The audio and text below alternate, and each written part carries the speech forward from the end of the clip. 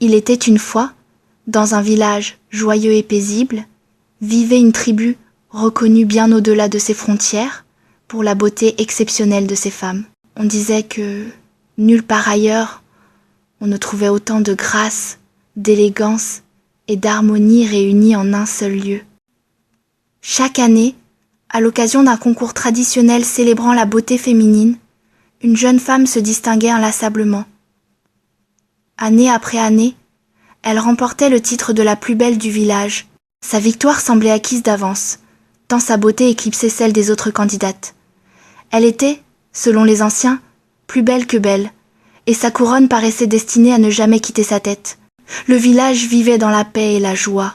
Pourtant, comme le rappelle souvent la sagesse, la beauté, aussi éclatante soit-elle, ne fait pas tout.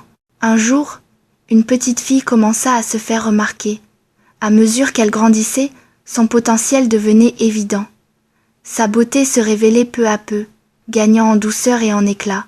Mais ce qui la rendait véritablement unique résidait ailleurs.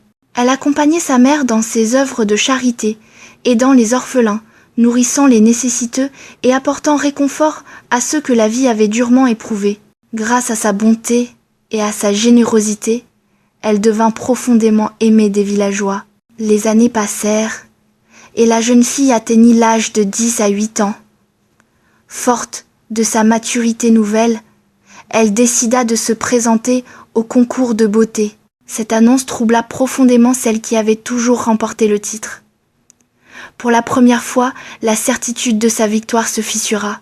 Elle savait qu'il était indéniable, que la jeune fille possédait non seulement une grande beauté, mais aussi l'amour sincère du village tout entier.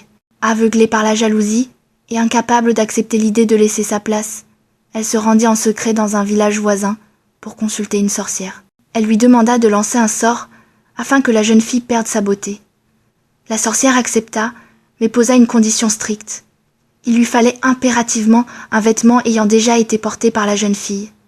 Ne sachant comment se le procurer, la jeune femme s'approcha d'un orphelin que la jeune fille nourrissait régulièrement.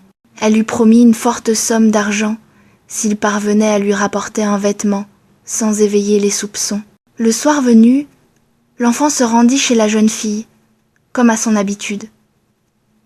Elle était occupée à servir les premiers arrivés, avec la même douceur et la même attention qu'elle réservait à chacun.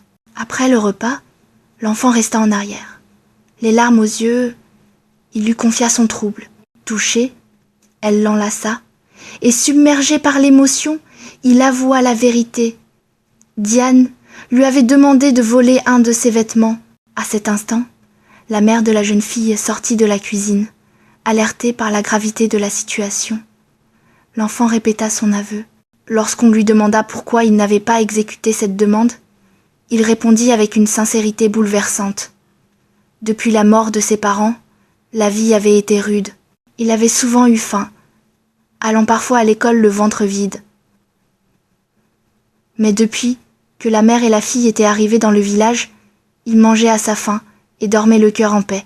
Il déclara alors que s'il devait loyauté à quelqu'un, c'était bien à celle qui lui avait rendu sa dignité. L'affaire fut portée devant le conseil du village. Après délibération, les anciens décidèrent que si le moindre mal venait à atteindre la jeune fille bienveillante, Diane en serait tenue pour responsable. Accablée par la honte, incapable d'affronter le regard des villageois et le poids de sa faute, elle choisit de quitter le village d'elle-même, dans le silence et l'humiliation. Le concours eut lieu. La jeune fille s'y présenta et remporta le titre. Le village tout entier célébra sa victoire, heureux de voir triompher non seulement la beauté, mais aussi la bonté du cœur. L'année suivante, elle prit une décision empreinte de sagesse. Elle ne se représenta pas. Elle déclara que chacun devait avoir la possibilité de tenter sa chance, car chaque chose a son temps.